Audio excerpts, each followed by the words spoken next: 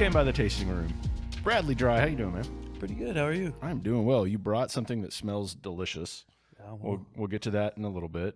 We have some really good toasted barrel bourbon to sip on and just talk through what you're up to now. So tell everybody, let's start with this. I like to get this out of the way first. Your official title for what it is that you do is what? Well, I mean, I feel like I have like a lot of titles. Fair. Yeah. Fair. Yeah. But the one that I'm working on right now is craft services for production. Mind you, I haven't worked in like 3 months since we wrapped, but still, it's really nice. Like that's what I can call myself now instead of being like someone that runs a kitchen, someone that does events, and all this stuff. So I just say a craft service person. Okay. But I think that doesn't do justice to, because I think when people hear that, unless you're in some sort of the production world, they probably think of craft as the mac and cheese in a box, right? Not the blue box. And so give me a little more detail for a layman. Like, how would you explain to someone that you meet? I say it like I've been doing it for years, and this is my first time doing it. So craft services, like crafty, if you will. That's what everyone does. That's so, what, yeah. Yeah, right, so they're in charge of like keeping snacks, whatever, like and keeping everyone fed, be it like, so for the last project I was on, we did hot meals every day. And then we also took care of like drinks, waters, coffees, and like that. But it was nice I'm sure every production's different, which I know for sure it is. Yeah. But my experience on the, this last production was like the first time I've ever done anything like it. Can we talk about what you've been on and what you... Sure. I mean, I finished season 2 of Res Dogs. Gotcha. We shot that from March till June, and then like I said, I did so well on that, and then it was a day, like every day except for Saturday and Sunday. It could be anywhere from 12 to 14 hours, which was fine. But it's long days though. Yeah, they're long days, and it was really hot outside. So, yeah, that's true. Yeah. That's true. But we'd get there before the sun came up, and then leave as it was going down. So are people that work in craft services like you do at that level? Are you independent contractors? Do you work for specific studios? How does the... So I got hired on because Sterling's one of my like best friends. He's like a big brother to me. Let's get him on the podcast. Can we do that? Yeah, I've been trying to reach out to him, but he doesn't know me. I'm sure he's not. Yeah, he's pretty busy. I'm sure. Yeah, but we'll find time. Yeah, we'll pencil it in. Yeah. So he asked me. I did all the on-screen food for the first season. So I didn't do like, that's the extent I had for that. So all the greasy fry bread and all that. I made like 100 of those, and then were you just sick of fry bread? I mean, I still love it, but like it's just crazy to think about how much I've cooked since then. But I did that, and then after they wrapped season 1. I did the premiere party also, so I made enough food for like 300 people. That's what we were talking about, American Solera, the other night. Yeah. So I mean, all the meat pies that you'd see on the TV show, I made like 500 of those by myself, like by hand, and that was an ordeal. So did you get that because of your friendship with Sterling? Yeah. Okay, and then that led to now. Did Paramount pick you up for like all of their stuff? So that's FX. That is FX. Yeah, that's FX for Hulu, and I did that, and then the stuff with Paramount is still like in the air right now. Okay. So but like I would definitely be, whenever it's announced, season 3 of Res Dogs, I'll be back. That's awesome, man. Yeah. And you're about to head where? Because that's cool. I'm supposed to be going to Montana. Yeah. Yeah. That's gonna be really cool. Can we talk about what show and that sort of thing, or do we need to leave that? Well, yeah, we can talk about it. Yeah, I was my boss for Res Dogs is one of the actors for the show Yellowstone. Awesome. And so he was my boss for the craft services here in Tulsa and here in Oklahoma for production. And he invited me to come to Montana to work with him for Yellowstone. So. That's awesome. So yeah. Have you been to that part of the country? I have never been to that part of the country. I'm going to guess you're going to love it. Oh yeah. It's just beautiful country. They're be prepared because I think it's like where we're going to be shooting is like gets down to like -50 and -70, something like that. So where are you? Where do they shoot that? Darby, I think. Darby. Okay. Yeah. Okay. That's where I know there was one location that was in Darby. Okay. So, but like I said, I've like with Res Dogs, it's my first time doing it. So the amount of times they change locations is like insane. So I can't even. And then imagine. do you have to change with them? I guess so, right? They don't come back to eat. They just have to eat where they are. You have to be on like we're like outside of like if it's in a building they're shooting at, craft services will be like right outside that building. So we'll be able to see the actors, do their thing. Yeah. So what do you travel with in order to cook for that many people if you're changing locations? Is it like a trailer that's decked out specifically for what you're doing? So whenever we started Res Dogs this last season, there's like a little convoy. It's like a box truck, and then a U-Haul truck, and then there's the food truck, which is actually an old Mac Tools truck that they converted into a little kitchen. So there are 2 ovens on the truck, and then For how many people? There was like 100 people. That's not enough ovens. So I mean, after Gator, like Gator would like cook stuff like insane amounts of food for like 100 people, every day. And I mean, when I first started, it was so cold. Like I was just complaining about it being cold. And they're like, well, wait till you get to Montana, Yeah. They're like, Oklahoma cold's not as cold as Montana. Yeah. But we cooked a lot on like flat tops outside. We just always had to like get propane tanks for every day. Gotcha. And then we also cooked in like cauldrons and stuff on open flame. So I have so many questions I want to dig into, but I want to kind of, for myself and for the listeners and viewers, let's go back a little bit. So when does your culinary journey, if you want to call it that, how did it start? When did it start? Why did it start? So I come from a pretty big family. My family's from Northeast Oklahoma, mainly like on the border of Arkansas. So I did grow up, back and forth between like going to Arkansas and then going to my grandma's house. Like, I mean, we had a lot of cousins. So long story short, like I started cooking because I would watch my grandparent or my grandma cook or my aunts. Cool. Yeah. And so like my project that I have on my own is called Alisi, which is the Cherokee word for grandmother. So like I didn't know that's what that meant. Yeah, that's what it means. Yeah. That's cool. So I mean, I like the fine dining aspect, but my favorite way of cooking is family style. And I just think it's more personal. And like people can be very personal with fine dining, they put their passion into it and everything like that. But I feel like it's, obviously more family oriented with that. So I started cooking, I would say I was 14 when I started. And I've been doing that. And then professionally, in quotations. Yeah, quotations. Right? I think I started, I'd say about 12 years ago. Okay. Yeah. And my first job was at a little cafe where I washed dishes, kind of like the same. You have that story though. You like it, you come up, so pull up your bootstraps and work. And, on Friday nights they'd have a catfish special. I do like some good catfish. So, so that's where I started at. And then, I mean, my cooking, like it's taken me like everywhere. Like, I mean, it's been amazing. Like I was able to travel, like, just all the time. Like I'm going to Montana, and then I'm going to Minneapolis in November to work with the sous chef, Sean Sherman, in Minneapolis. And, which restaurant? Awamni. So I have family up in the Minneapolis area. I'll have to tell them to go check it out. So it's like it's going to be in collaboration with him, and then I can't remember exactly what it's because I'm very terrible about answering my emails. So you're a little busy. So I'm a little busy. Yeah. And so I'm going to be doing that, and then I'll be going to Denver also while I'll be in Montana, which is great because all these like organizations are able to like fly me out everywhere, and it's nice. I mean, I don't mind traveling, but like it's great to see that all this is coming from cooking. Yeah, that's really especially really cool. when I don't have to pay for it. So. Exactly. Yeah. What are they going to have you do in Denver? There's going to be myself, and then 2 other chefs I know. My friend Ben Jacobs and my friend Matt Chandra. They own a restaurant in Denver called Takabe. It's an Osage restaurant. Yeah, so they're really 2 of my really closest friends. Oh, awesome. So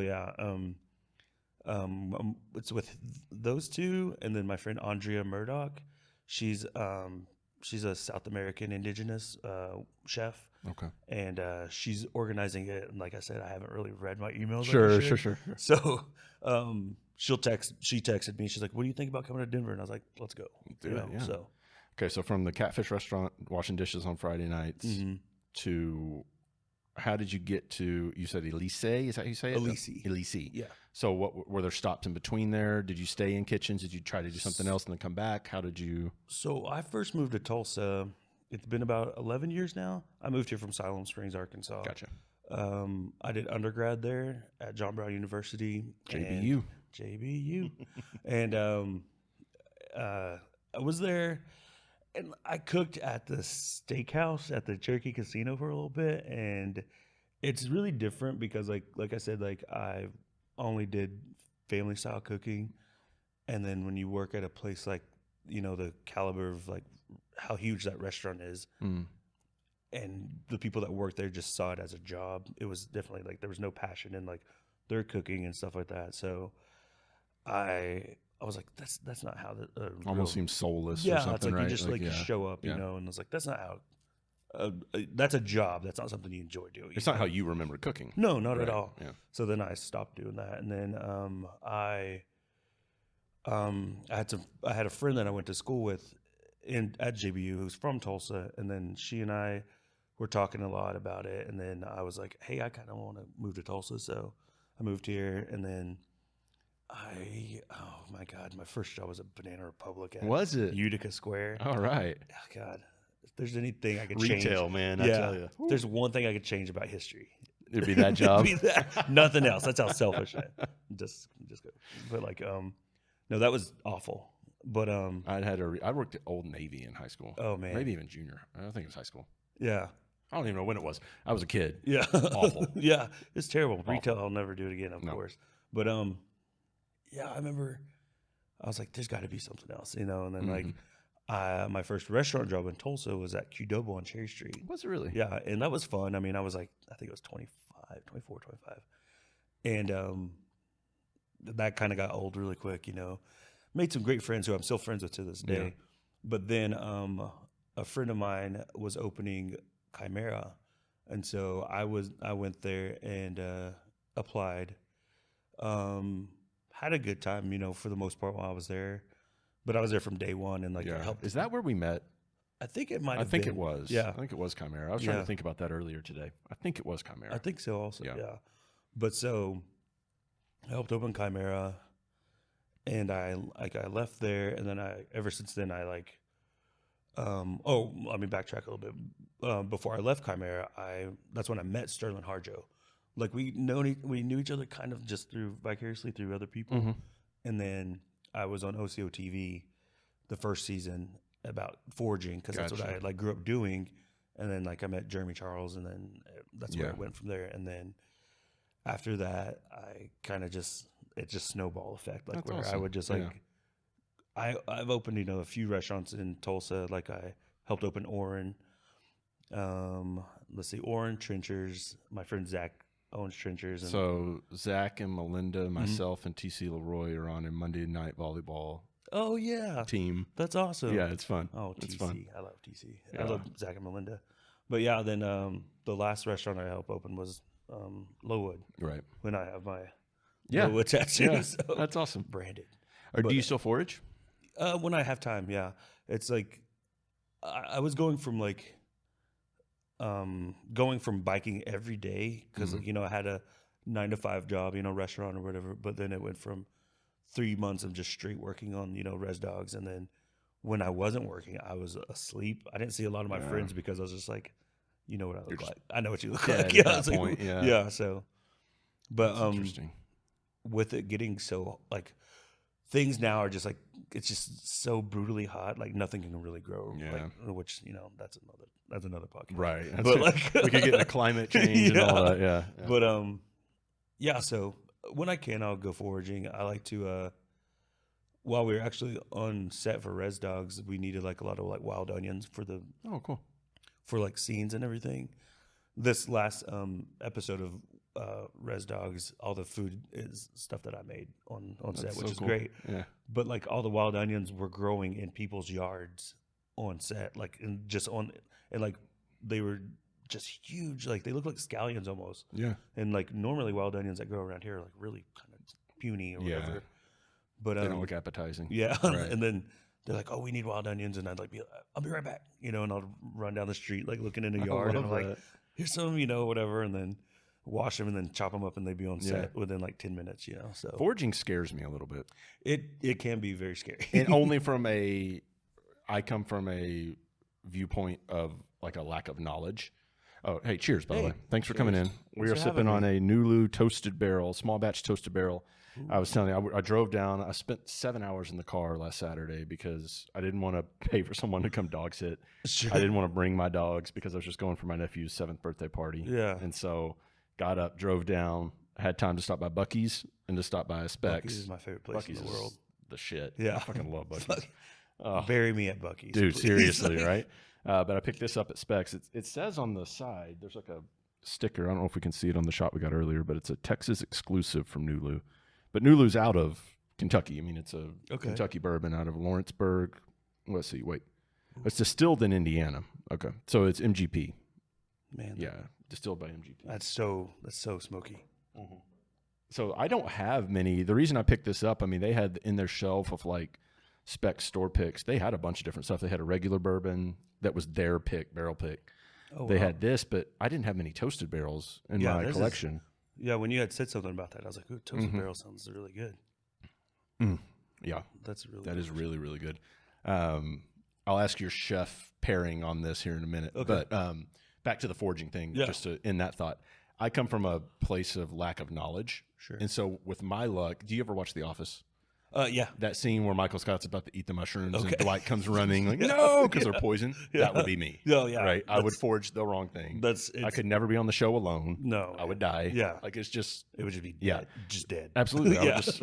I'd tap out right away because I knew I would die.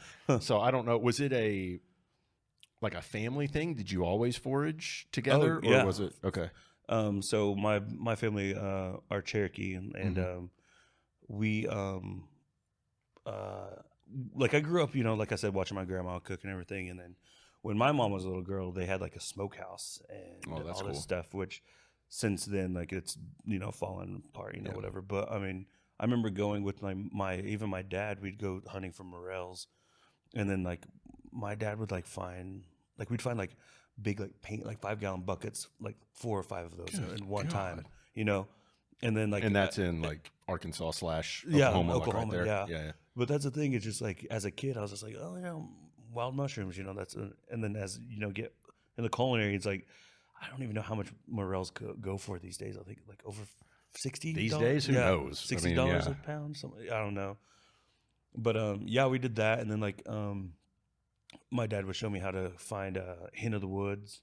That's my favorite mushroom. Yeah, hen of the woods is amazing. Like it's one of my favorite mushrooms. And then like you're talking about like not being able to identify stuff. I mean, there are the false mushrooms. I mean, there's the puffball mushroom, which I love. It's just like they grow in the Veterans Park, No kidding. Yeah, but they can get up to, I don't know, about this big of a puffball. But they have a false friend, I guess you call it, but like it's called Angel of Death.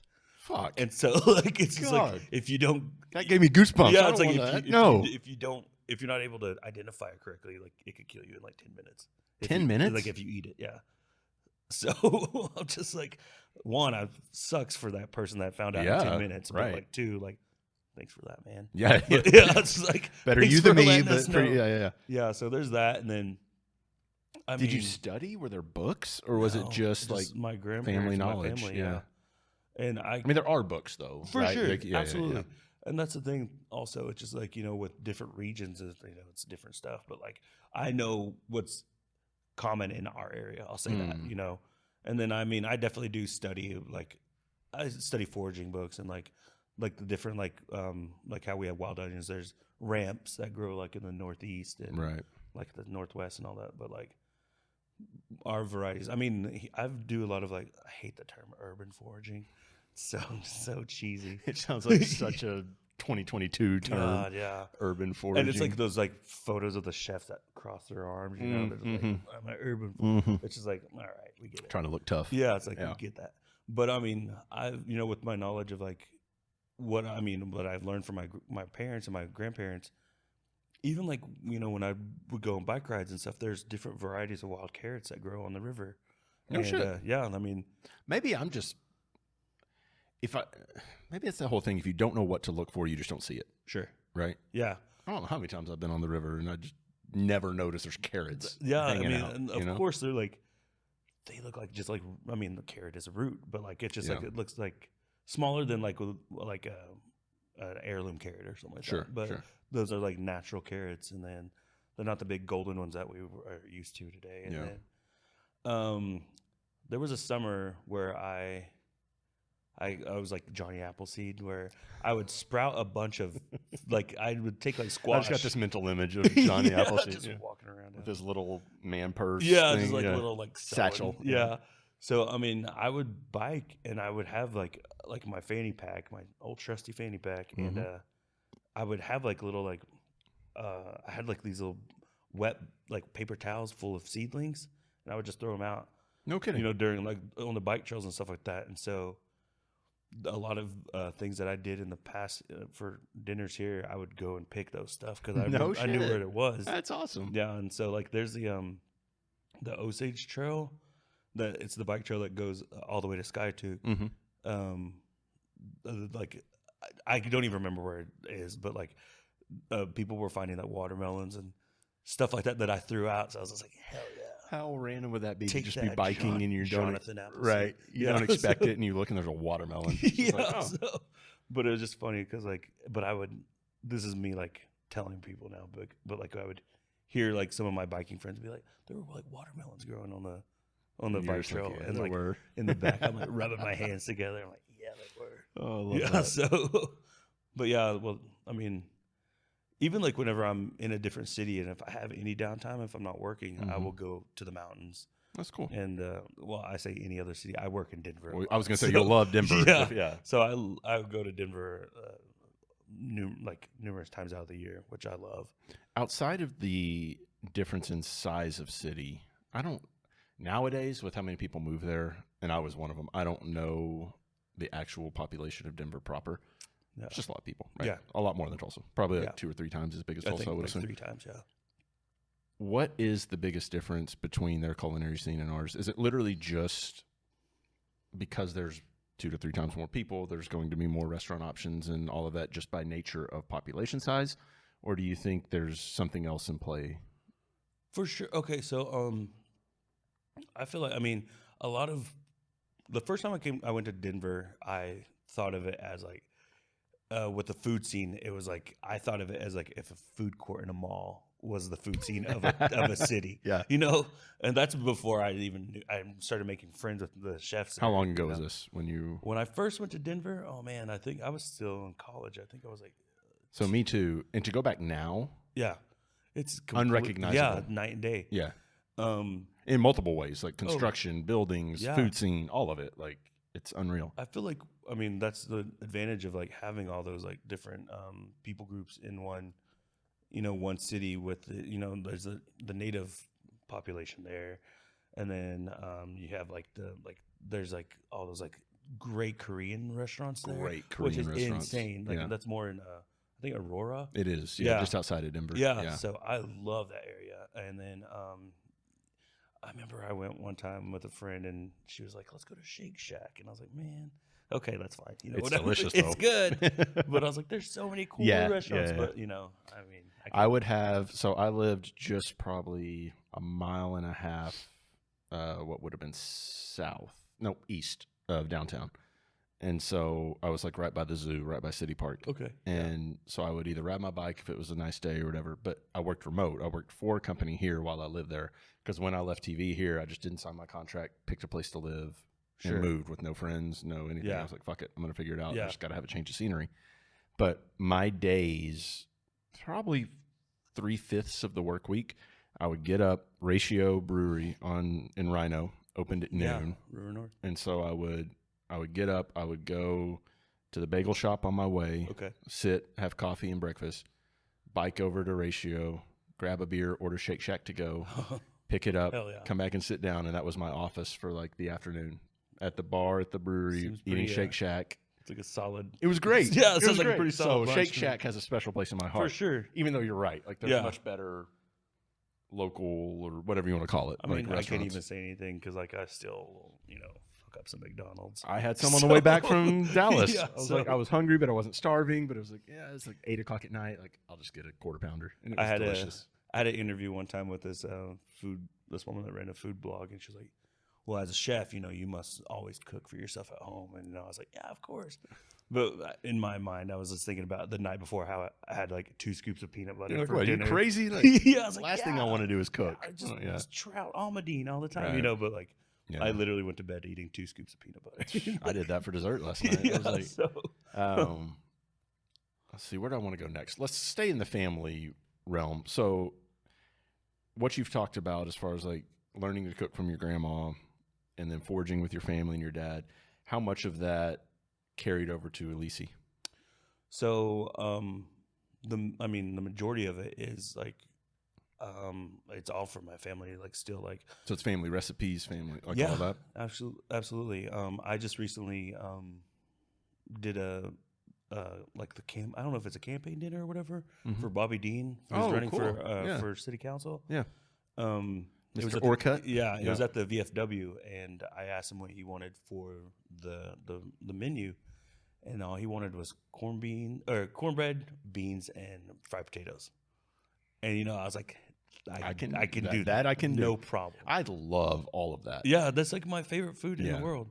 And so I did that. I made enough for 100 people, and then any of the leftovers we had, we donated it to the VFW. Oh, that's awesome. And so they had it for lunch the next day. That's very cool. Which is great. Yeah. But there were some people there that I was like, I was telling my friend Sarah who helped me, I was like, if I fuck up beans, I'm calling it quits. Right, I'm not gonna do anything. Well, but I mean, like, what do you put in your beans? Because it's not just beans. Sure. Right? So I am very traditional with it.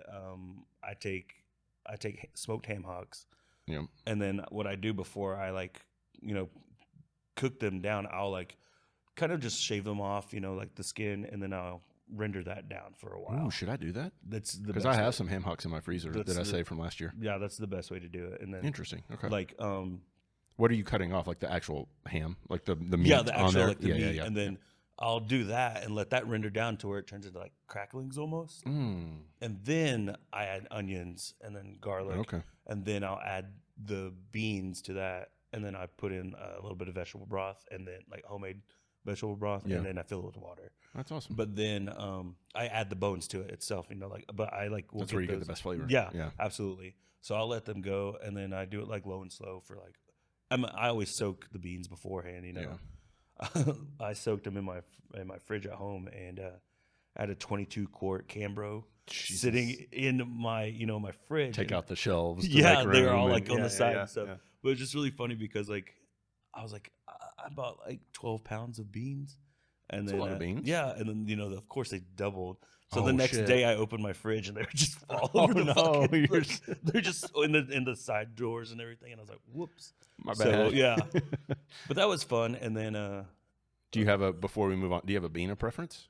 I like pinto. Okay. Yeah. I mean, any bean's a good bean. So fair. I just didn't know if there was one maybe I wasn't thinking of. Like Great Northern That's beans. what I was going to say. I like Great Northern. Or, pinto. If I'm going to put beans in chili and it's not a chili bean, I'll grab a Great Northern bean. One of my favorite things to do also is to get those 15 bean mixes. Ooh, I haven't done that. Yeah, like you can get them at Reese's or whatever, but it has like all different types. Like there's like lentils in there. There's that's cool. All, anyway. Yeah. But so yeah, I did that, and then my cornbread recipe is like it's a play on my grandma's recipe. Yeah. So for the sweetness, I'll like make the batter, and then I did cream cheese. I put cream cheese in the actual batter. Probably makes it fluffier too. Yeah, I did that, and then anytime before I bake it, I always pour honey on top. So that's the sweet aspect of it. Interesting. And then I'll like swirl the honey into the batter, so you'll get a bite of honey in each time. That sounds delicious. So thank you. With the savoriness of the beans. And then that fried potatoes. And then who doesn't like fried? Yeah. I'm fucking hungry now. All right, what'd you bring? Let's eat something. What'd you make? What'd you bring? This is just a fritter. I always love making fritters, anytime like it's a quick snack. But this is actual bean talk. Should change it to this bean episode talk. is Bean Talk. Bean talk. Brought to you by Pinto Beans. Pinto beans. So this is it's just rice cooked with I did garlic and then some scallions, and then I put it in a food processor with some beans that I had that I cooked yesterday, and then the bind agency is Blue Corn Meal that Takabe actually sent me. Oh, very cool. And like all their heirloom, everything is grown by different tribes throughout Colorado and New Mexico. That's really cool. So the blue corn came from Navajo country. So that I use that as a binder, and then just some tomatoes and some jalapenos and stuff Let's like that. dig in. Yeah, do yourself. So I'm just gonna grab one. Yeah, I didn't want to. I didn't know what kind of sauce to make, so they're still like really good by That's okay. themselves. So Doesn't need a sauce. yeah, Yeah, that's delicious. thank you. Something like that could go with. I mean, I see why you had a hard time picking a sauce, Yeah, right? I mean, it's like a savory cookie. it really is. Mm-hmm. That's delicious. Thank you. I do love fritters, though. Yeah. They're delicious. So, how would you describe what Elisi is? Like, you don't have a brick and mortar. No. So, like, what is it? Just when you cook and you're here, you do it under that title, or do you have pop-ups, absolutely. or do you like? How do you So describe it? Whenever I got out of, I helped open Lowwood. That was the last restaurant that I worked in, and Lowwood and Hodges Bend. I've been doing this for like over 20 years, and I like see like new chefs and like, friends that are like so excited about opening restaurants. I'm like, good luck. You guys are so Just wait. So innocent. Yeah. The just like the love in their eyes. You'll learn. I'm like, yeah. But that's the thing. It's just like, I'm happy that they can do that. And I'm definitely not like jaded in any sense of it, but like, I don't have to do that anymore. So like, you know, and when I am here, I've done numerous pop-ups over at American Solera. Mm-hmm. That's my favorite place. Like one of my favorite places to like cook at. Great beer, great kitchen, great atmosphere. I've done that, and then over at Heirloom, and which is always just a fun like to cook outside. But I've done like, and it's not even just like native or like Southern cooking. Whenever I was in college, one of my best friends, who was like a huge inspiration to me for cooking, she's since passed on, but like she was from Nairobi, and she was from the Taita tribe from Kenya, and I didn't know anything about African cooking at all, And then she and I became like best friends, and so I would go to her house, and she would make dinner, and I'd be like, "Hey, can I watch you do this?" And she's like, "It's kind of weird, but yeah, whatever." So then I would like write down how she would do stuff, and like there was one dinner I did at American Solera that was all of her recipes. I missed that. And so one. I'm gonna try to do it again. Please do. But so she still is to this day a huge inspiration of like what I cook, how I cook, because it's kind of like whenever she would tell me when she would go back to Kenya, because she was the cook of the family, and so she had her brothers and sisters and then her mom. So whenever she would go home, she said that before she would leave, like a week before she would leave, she would do nothing but cook for like 3 to 4 days, because they would take all that food and freeze it. No kidding. So like before she left, she was like, God, she's like, it's always such a fucking ordeal. Sure, yeah. And You're tired of cooking at that point. And then she's like, I do it though because I won't see them again for a few years, So, but yeah, so like it's funny because like anytime I go visit my family, that they live like an hour from here. My mom will never directly ask me to make, but she something. Sure hopes you do. She's just like, oh, just a heads up, we have a lot of like this and this, and I'm like, did you want me to make? She's like, I'm not asking you, if you did, if you're offering, I'm like, all right, I see you. I'll cook for you, Mom. See what you're saying, Doris. But so yeah, it's like that style of cooking is like close to me because like it was close to my friend's family. Sure. That, and then let's see. I mean, there's always so popular Indian tacos at like Solera. Back to the fry bread conversation. Yeah. But that's the thing, and it's just, I know like it'll sell really well, but I'm just like, man, like at what cost to my soul, to my psyche, right. to my well-being. But it's I like I was saying, like I can cook with the best of them, But like when it comes down to, and I don't even want to say it that way because I don't want to sound like I'm demeaning family style cooking. You know, like making it less than. I love family style See, cooking. that's what I'm saying. It's just like Elise and like whenever I cook, I feel like both of my grandmas are with me when I'm cooking. That's really cool because it's all the techniques I learned from them. Do you have a goal of having another brick and mortar, like starting your own though, not opening one for someone else, like doing that at some point when you're done with the craft services? I mean, it's definitely been something that I've thought about in the past, but I'm like having so much fun on craft services. Sure. I mean, it's down the line, right? Yeah, like absolutely. Yeah. I mean, my family has gifted me a large sum of land that my really? grandma left me. Oh, that's awesome. So in that northeastern part of it, it's near Grand Lake. Oh, that's awesome. So what my idea would be is to like settle on that land. Yeah.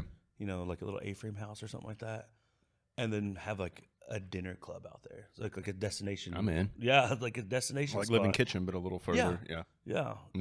But which I love what Lisa and that crew is doing. Amazing. I mean, did you see what they're opening up on Monday? So today or yesterday. So we're taping this on a Friday. It'll release next week. So by the time you see this, it's probably sold out. So sorry. But so they released the schedule yesterday for their next 2 or 3 months, and they're doing. She just wanted to change it up. So like the courses are gone and all that different stuff, and she's literally using open flame and cooking. Yeah, and she's like some of it's family style, some of it's plated, but like still bring your own wine. And, I'm going. Yeah, just like come eat. We should grab a group and just like go. I would be down for that. Just That's go amazing. Eat. They're just I love the people, and you're one of them, but the people, I feel like Tulsa has a good number of people that just have that creative streak in them. Sure. When it comes to like, I'm not just going to make you some steak and potatoes and a veggie, you know, which, hey, has its place. Yeah, for sure. Not shitting on it. But I mean, when Trey Winkle was on the podcast, he was the last guest. I read that. I listened to that. And he was talking about African cuisine. And when I asked him like the one place he wanted to see us both like as a country and locally or whatever go, he was like, man, like I love African cuisine and it's just nowhere. It's not a thing yet. And he would love to see restaurants like that open. I love that creativeness. I love what you're talking about, how, like Kenyan basically influenced a lot of how you cook. Yeah, and absolutely. I'm the same way. Like one of my favorite places to go to eat in town, I don't know how to pronounce. Okay. I have no clue how to pronounce it. Which one is it? It's the El Higuelacin. Oh, yeah. Is that say it right? Ish? Ballpark. Ballpark, got to be, right? But, I mean, their barbacoa and stuff is fantastic. Yeah. And I love walking in, and the little door chime rings, and everyone looks, and I'm the only white person in there. Like, who's this guy? I love it, though. It's like, hey, guys. No, that's great. And a lot of people like that. I mean, like, I've had friends that would come to my family's land, and, like, we'd be eating, like, traditional, like, Cherokee-style food and everything, and my aunts would be like, do you think they'll like this? What would you say is Cherokee-style food? So it's definitely a lot of, like, going back to OCO, I had a family member, I would guess my great uncle or something like that. Like, he used to be in charge of all the hog fries. So it's like, it's literally like you would take a hog and then you would like break it down and then you would cook everything in cauldrons. So like you would use the pork fat to render down, and then you'd cook the pieces of pork in that, and then just like chunks of pork that was salted. That's literally all it was. That sounds delicious. Yeah, definitely not healthy, but probably not. The best foods aren't, And but everything was cooked over in a cauldron over like flame, like just in our. We have a really cool piece of land that has been in my family since my family's been my family, but that's where everyone in my family gathers, and there's a lot of us. I mean, I think there's one time at our family reunion there was like 200. Good people. Lord! Yeah, like with cousins a lot and of people. Stuff. Yeah. But it's a lot of like Appalachian style cooking, because that's where my family's from. We have documents that are which is crazy. All my family's from Georgia and Tennessee. But that's the homeland of the Cherokees or the Carolinas. Right, right. So that style, like if you see style of like that sort of style of cooking in the Appalachian area, it transfers over to like Oklahoma, how like we cook like the southern style, but it's from that area, and it's a lot of like we have a traditional dish called kanachi, which is one of my favorite. It's a soup, but it's hickory nuts that you have to season. And so what you do is you pulverize the hickory nuts in like a mortar and pestle, like a huge one, like a hollowed out log, you know, and then you boil that with, I think traditionally they did with milk, but then they boil it with that, and then they would put either grits or rice in it, and then they would season it with brown sugar or maple syrup. That sounds interesting. And it was just like a porridge, but like it's a traditional dish. And then you, of course, I mean, a lot of the dishes I feel like in our tribe is, in my family at least, is it's a lot of like deer and sure. Which I grew up not liking deer meat. Oh, that's tough. Because I'll tell you this, because like as a kid when I was growing up, I would see them, you know, like they would cut the deer meat and it'd still be warm from like them butchering. Oh. And then they would just dredge it in flour and throw that shit in the hot oil, and it'd be so leathery. Yeah. So I never liked it. And then so as I started cooking, I got like a cut of it, you know, and then you can age that shit a little bit. Yeah. I do that. Yeah. But then I like braised it. Oh yeah. And then I sent it to gave it to my family, and one of my aunts was like, "Are you sure this is deer meat?" You know, just I thought you were gonna say you saw Bambi as a kid or something. No. And then you're like, "Oh, I can't eat that little thing." Like, no, I think there was one time my dad took us on a hunting trip, and I'm sure I acted up somehow, and then he's like, "You can't come with me ever again." So like, well, whatever. But I mean, there's a lot of like that, and like a lot of fish, and then I mean, there's this like going back to like my great grandma. She passed away before like I was able to like know who she really was, but she used to go fishing with you know the buckeye tree, you know, like what a buckeye tree is? Oh yeah. So if you I don't know the specific way to do it, but like she would go fishing with that, where she would take like a sapling, put it in like cheesecloth, and then like hit it with a hammer or something, just to where it started like to turn into like pulp. You throw that in water. There's an enzyme in that where it makes the fish dizzy, and so the fish just float up, and then you go out there and pick it. Wait, what? You pick it, and then like it wears off. That's like some life hack shit. Yeah, it's like it wears off like after a little bit, and then the fish starts swimming again. But that's how they used to go fishing and stuff, and that's where her family brought it from, the Carolinas. And I had no clue. Yeah, and then like I knew buckeyes were poisonous. Yeah, but there's like that, and then like when we were, my family told me this is what they did, but like when like babies were teething, they would get like a crawfish, and then they'd pull that little yellow membrane out, and they'd rub it on the gums, and that had natural numbing. And so like that's what they would like, and like the kids would fall asleep and stuff like that. So it's amazing. Yeah, just stuff like that I like learned from my grandparents, you know. And then it's just like that style of cooking. Do you know Mickey Payne?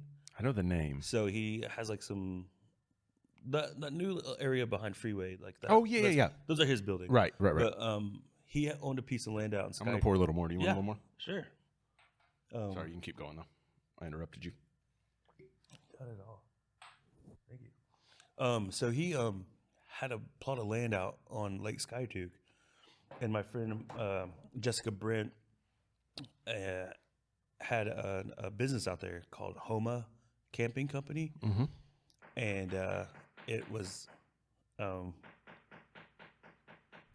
something's knocking. Let me pause. Hold on. All right, so you guys don't know this. I showed you. They're building a lighting grid over there, so I had to go tell them, hey, come on now. Don't do that right now. Okay, so backtrack a little bit, but yeah, you can continue on. Yeah. So my friend Jessica Brent started this camping company called Homa Camping Company. So it was like kind of like, I hate the term glamping, but you know, like it's what it is. What it is. Like she and I would both kind of laugh about that. But what it was like you could buy packages of like they had like these really cool buildings out there that overlooked. You could see the lake. But then people that could go out there for like retreats or whatever, they could have a personal chef, and that was me. And like that's cool. They could like for a dinner, and I think the most I did was like I cooked for like 20 people at once. Out there, and I would bring I have like these fire tables, and you would just like these cast iron tables that you put over the flame, and that's how I'd cook.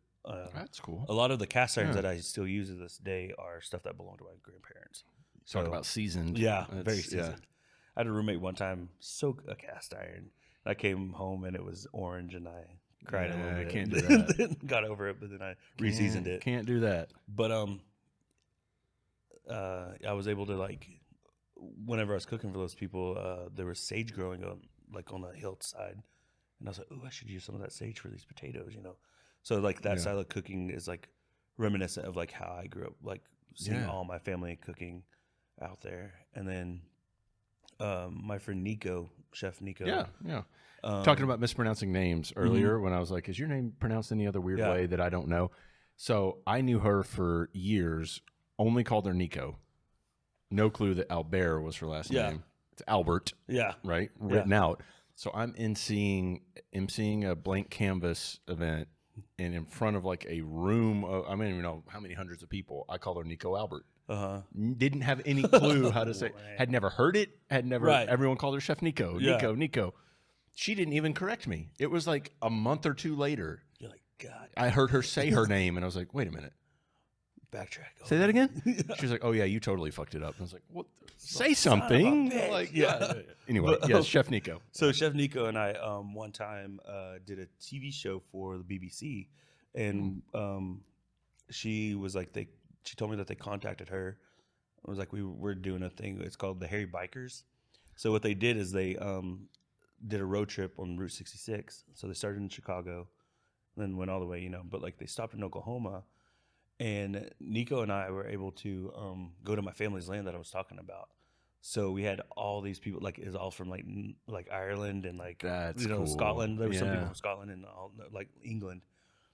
But I remember like we went to my family's land, and then Nico had someone get a wild boar for us. So we cooked a wild boar. I think I saw that on our Instagram story. On one of those one of those fire tables I was talking about.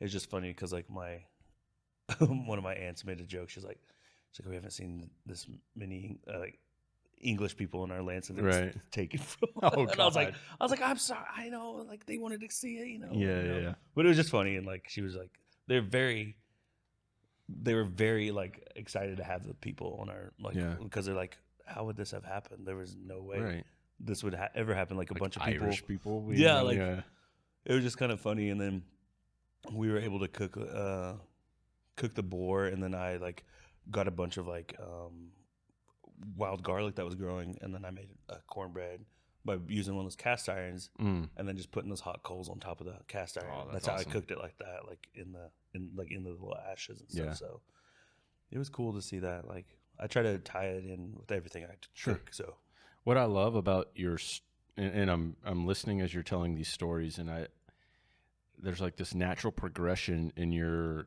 cooking career, if you want to call it a career, your cooking life, that seems to have gotten you ready for cooking for big groups in craft services, right? Yeah. Like whether it's the family style, learning from that, or whether it's, like you're talking about cooking over open flame, just in the open, the flexibility and the creativity. Absolutely. And knowing how to cook family style food probably translates really well to what you're doing now. Because what I was going to ask you was there a adjustment period for having to cook for that many people? But it sounds like to an extent, it's just kind of what you've always been doing. Sure. Yeah. I mean, it's definitely progressing to a lot of people, having a big family. And then no matter where I worked at, like in a kitchen, I would always make family meal for everybody. That's just how, like still to this day, even if I'm at my apartment, I stand up and eat in the kitchen area. Do you really? Like my aunts did and like my grandma did. And it's like, if I sit down and try to eat, I'm like, what am I doing? It just doesn't feel right. It doesn't feel right. So, but like a lot of like restaurants that I worked at, like that's a true chef thing right there. Yeah. Like I'm just, it's like you're going to eat whenever you can eat, whenever you have time. Subconsciously. You're not going to sit down and eat, right? Subconsciously doing that even at my own apartment. I'm like, what the fuck am I doing? But like, it's like, I'm doing what I've done for the past 20 years, you know, but like, I'm a huge, like, I don't like to waste food. If, I'll run that shit to the ground until it's gone, just like, but I would do that. A lot of scraps and stuff that I would, at a restaurant, I would use every bit that could be used to eat. And I would feed the entire like kitchen crew. I'd feed the servers, feed everybody. Cool. Just like, that's another thing. It's just like, if you went to any of my grandparents' house, like they'd be like, are you hungry? And you say no. They're like, all right, well, I'll cook you a little something. Yeah, it's like you're not hungry, but you will eat a little bit. So like that's kind of like, I love doing that sort of thing. I just had this like aha moment in my brain. I don't even know if she was my great grandma. So she was my mom's aunt's mom. So not my great grandma, but somehow related in some way, shape, or form. She was, I don't know if she was 100% Seminole. She was native for sure. Sure. And the thing I remembered the most, we called her Nanny. The thing I remember the most about her was her jalapeno cornbread. Oh yeah. Yeah. Yeah. And it was this recipe that she had for generations. So who knows how old it was? See, yeah, my grandma, she one of my favorite things to eat was the corn fritters she would make. Ooh, yeah. And it was just cornmeal, like flour, egg, and then white onion, and that's it.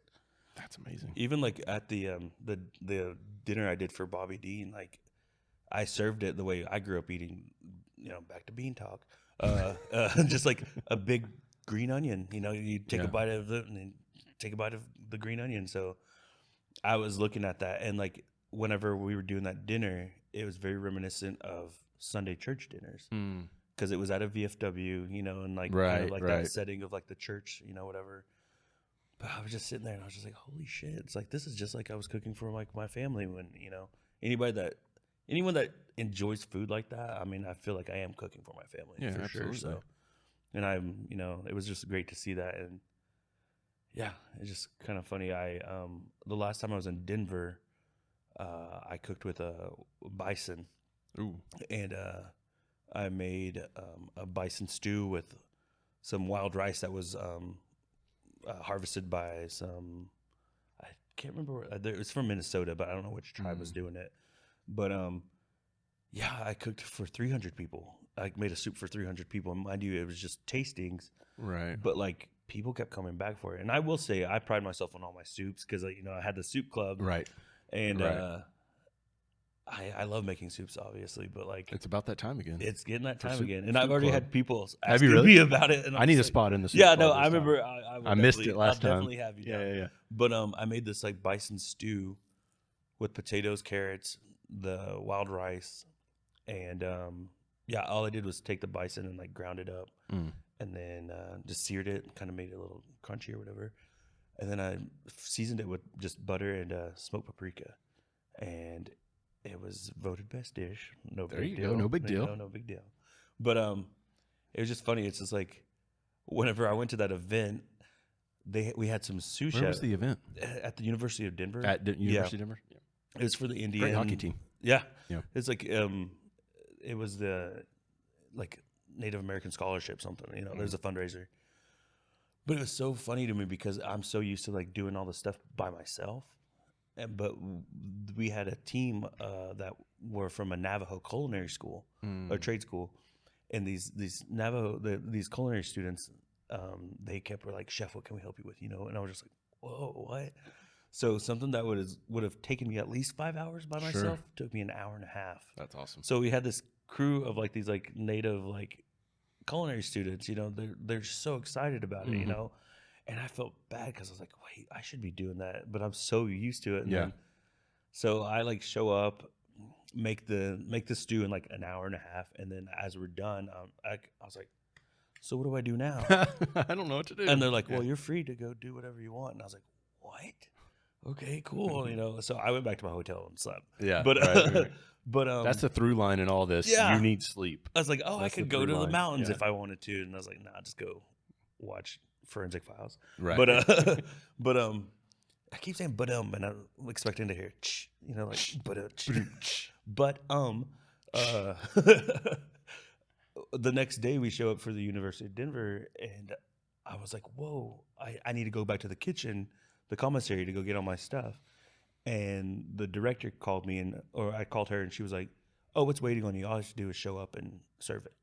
I was like, wait, did you bring a burner or something? She's like, oh, it's heated up. You literally just have to serve it. And I was like, I feel like such an asshole. It's like, all these kids are doing. You feel like a Bobby Flay or someone. And I'm like, no, come on. And then so, I show up, and we serve the food. It's great, and all these chefs are so talented. They're like such a great honor to work with these like native chefs, that are from that area, and it was just so wild to me that I didn't have to do anything, Yeah. just show up. And then I think the one If you're thing, not used to it, it's probably no, not at all. like an out of body experience Which almost. is great, and that's like kind of when the bear came out, people were asking me about that. Oh, They're yeah, like, have you yeah. watched it? Have you watched it? I was like, no, I can't. They're like, why not? It's a good show. I'm like, It stressed me I was out. like, it's called fucking trauma, baby. Yeah. Like, that's why I don't want to watch it. I couldn't imagine. Like, it would Yeah. be PTSD Yeah. for if you were in a kitchen like that. Yeah, and Because it's I so, worked front of house in the service industry for a long time, but like, it's so funny. It's fucking sandwiches. right, It's just like, right, what? right, yeah. Yeah, but yeah, that was a great experience to like be able to like cook for 300 people, and then having to like talk in front of them was kind of a different story. But it That's a was fun. skill that is honed over time. Yeah, Yeah. for sure. And like I mean, I definitely enjoy it, but I just don't feel like I'm so like that articulate in order to like actually know what to make myself sound like I know what I'm talking Sure, about. So, sure. yeah.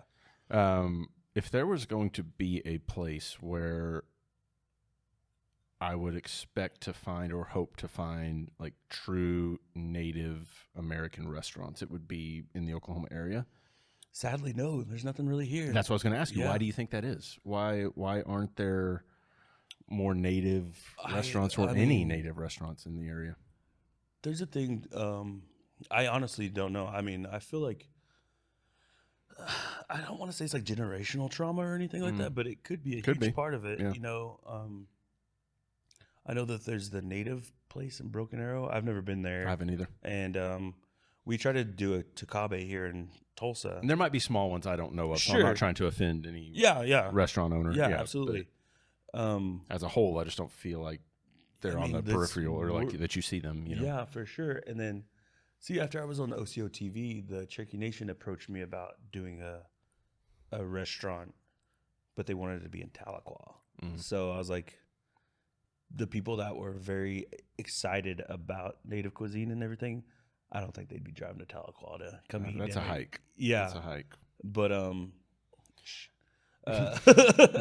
but I say that a lot. Wow. It's amazing what you learn as you hear yourself talk, right? I just like, I think that there's like the restaurant of the Cherokees. That's another quote unquote, but it's like it's chicken fried steak. It's stuff like it is a restaurant in the Cherokee Nation, Right. but it's not a traditional. That's what I was going to ask. Is it because like what you were talking about, like a lot of Native food has kind of similar, like you can kind of recognize it in Southern cuisine, Sure. right? And there's Southern restaurants here, so is that maybe why like Natives see that and they're like, well, it would be kind of like this, and that's already here. That's already I would say a lot of that has to do with like the term Indian taco. That's a Navajo style of bread, and so it's normally a Navajo taco. But like a lot of people have these assumptions that all Native food is that same, right, that same, right. like it's categorized in just one dish, but like that, it comes down also to the generational trauma of commodities, like the government giving, food to, like just not just Natives, but like, I mean, I grew up on commodities, and I used to always think, I was like, there's other cheese that's doesn't come in a block form, like right. I was like, whoa, like that's some fancy cheese. It's not in a cardboard box, but like that. And I didn't know plums were fruit. I mean, I knew they were fruit, but I thought plums were always in a syrup, right. Growing up like right. that. So I feel like a lot of like the traditional recipes that Natives have, they keep them solely in their family. Like they don't want to, like, commercialize it. Yeah. So, yeah. And I've been to like, I've been to different like Native style restaurants, and I mean, and this is not saying anything bad about any particular restaurant, but I mean, if you put microgreens or a flour, that doesn't change the flavor of anything, Right. It's just like the presentation's gorgeous. Don't get me wrong. But it can be pretty and not taste good. It's just like, and that's why I was like, I'm not going to name anyone, but like, I just like want it to be something that I'm used to, but I think it comes back down to the fact that I wouldn't know how to like actually put that on paper as a recipe to like, I was approached to help with a recipe book. I was like, I don't fucking know how to write a recipe. See, I love that. I don't know I use how. a recipe once, and Mhm. then I make it my own after Sure. that. And so I forget what the actual recipe was Yeah. at that point. you know? Whenever I was making that cornbread the other day, I had my measuring cup was an old margarine bowl, and that's how I was measuring everything. Right. And they're like, "Can you write a recipe down?" I was like, "No." It's like one margarine bowl, Right, yeah. right. One of mar- my specific bowls Yeah. of this. And that goes back to like my grandma's style of cooking, because there was always some sort of kind of like a 5-gallon bucket full of like, be it cornmeal, rice, Yeah. whatever. But there's always that one cup, Right. that's like, where's my measuring cup? And it'd be like an Right. old like parquet bowl, or Yes, something yeah, like yeah. that. So It's interesting. What you said made me think, and I think I figured out the answer to that, to my question about like why aren't there more native restaurants? I think it's almost a fuck you. yeah, I think it's like no, this is my family's recipe. This is for us. Screw you guys. You can go eat your McDonald's. We're gonna eat yeah, what we eat over here, and that totally makes sense to me. yeah, absolutely. And then, I mean, that's even like I had one of my best friends in high school. His stepmom was from El Salvador, and anytime I'd go over there, she would be like, when I go visit with him, his family, she would be like, "Oh, we're gonna make hamburgers," and I was like, okay. She's like, "Would you eat that?" And I was like, "Yeah, that's fine."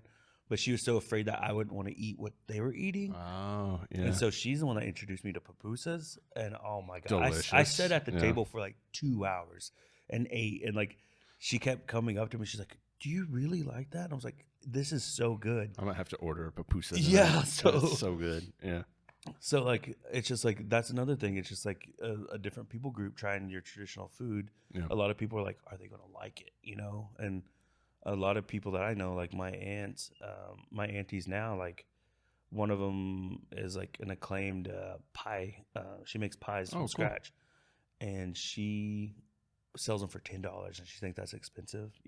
Can for- I have her for contact pie. info? Yeah, absolutely. Come on. But I was telling her, like, when I worked at Trencher's, the pies that I would make, they would sell for $40, Mhm. and she's like, "That's 4 pies," just like, but she like, it's stuff like that. They have a kitchen at their house, Mhm. but she has an outdoor kitchen, so she goes and cooks out there. That's cool. And like everyone eats outside. Yeah.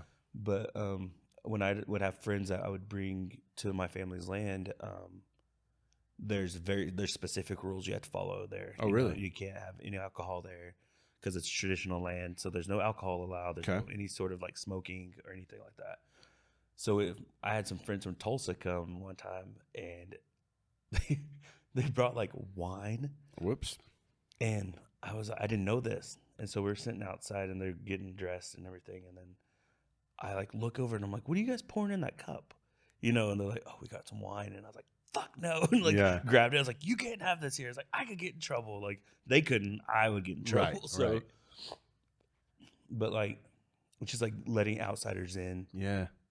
to that style of like, It requires cooking. respect on the outsiders' For sure. behalf too. Yeah. Right. But they didn't Yeah. realize that. They're Sure, like, "Oh shit, sure, we had sure. no idea." So, but it's just like there's always some sort of cautiousness Yeah. when it comes to either just interacting with like a different people group, or like when it comes to their food. Just any Right. sort of And yeah, you would totally have to interact with other people groups if you had a restaurant. sure, So like I Absolutely. totally get it. It makes sense. I think we figured that out. yeah, we solved the case. We talked through it. All right. Before we let you go, we've been here for about an hour, so I think it's about yeah. time. Can you give me some dirt on, like, have you gotten anything like, does Kevin Costner only eat yellow broccoli or something Oh. like? Have you gotten any sort So- of like heads up? Actually, I have not. No. I haven't. No. I know very little about Yellowstone. Okay. Like at this point, like it's funny because Gator, love him, but it's just my dates keep changing. I was Yeah, supposed to be yeah. gone the second week of September, and then it got pushed back to October 22nd, or no, the second week of October. Mm. And then he called me and was like, "We're actually gonna put a pin in Montana, so you're going to Texas with me instead." I was like, "Great." You just tell me where to go. And then buddy. the next week he called me. He's like, "All right, I'm actually gonna need you back in Yellowstone." And I was like, "Oh man." So I've just been chilling for almost 3 Sure, months, sure. which is great. So what's something funny behind the scenes, Res Dog? Like, was there one of the cast members that had like the pickiest palate and only Absolutely. ate? Yeah, who would that be and what was it? That would be Willie Jack, Paulina. Okay. I love her so much dearly, but yeah, she always would literally like would only want chicken and rice. That's all she would want. Yeah. It'd be like an exquisite, whatever meal we'd have that day. She'd be like, I kind of just want chicken. Or Can rice. I just get chicken or Yeah. rice? So, but yeah, that was funny. She would always want that. There's one time she didn't like what I was cooking, so she got Subway. So like, so it's just funny. But like, she's a very dear person. So Sterling would eat your food though. oh yeah, Sterling loved. Good. And that's the thing too. It's like we used to have like supper clubs at Sterling's. I would go. That's cool. I'd go to his house and I'd cook dinner, and then we just drink wine all night. So That sounds like a great supper club to me. It's a great club. So. All right, so as we let you go, are you ready to pack for Montana though? Like, do you realize the layers you're going to have to bring? If this comes to fruition, yes, I am. Yeah, Right. Like I This- still have all my because I lived in Chicago at one point, so I Okay, still have like so you got Chicago that, stuff. So. yeah. But yeah, I'm ready to go. I enjoy the outdoors, so Yeah, I'm you'll looking have forward. fun there. I say that now. Yeah, So, right. I appreciate you doing this. Thank you for bringing the fritters. I'm For going to have sure. one more before you Yeah, leave. absolutely. Those were delicious. Thank you. And yeah, when you get back, maybe we'll have you on and we can have some Yellowstone stories. Yeah, I would love that. Yeah, that'd be fun. Absolutely. Cheers, man. Hey, Thanks cheers. for coming on. Thank you. We'll see you next week on the Tasting guys. Room.